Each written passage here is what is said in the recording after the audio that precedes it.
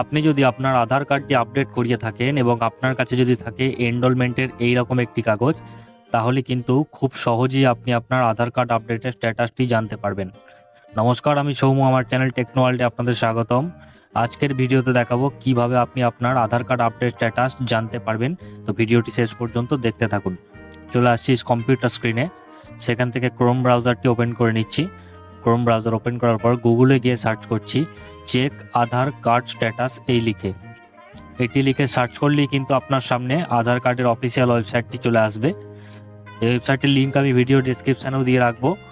সেখান থেকে ক্লিক করেও সরাসরি আপনারা এই ওয়েবসাইটে প্রবেশ করতে পারবেন। ওয়েবসাইটে চলে আসার পর কিন্তু আপনার সামনে এরকম একটি অপশান শো হবে, update demographic data and check status. এই অপশানে ক্লিক করার সাথে সাথে কিন্তু আপনি আপনার আধার লগ ইন হোম পেজে রিডাইরেক্ট হয়ে যাবেন।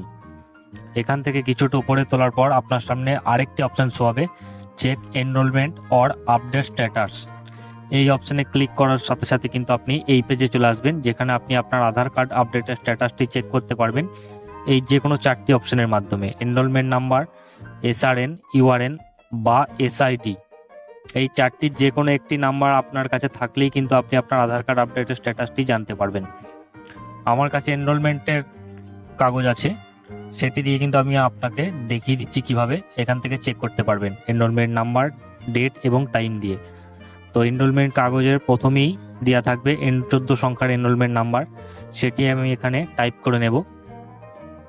এটির পর এনরোলমেন্ট রিসিপ্টের ডান দিকে কিন্তু থাকবে ডেট এবং টাইম, সেখান থেকে আমি সঠিক ডেট এবং টাইমটি কিন্তু সিলেক্ট করে নিচ্ছি।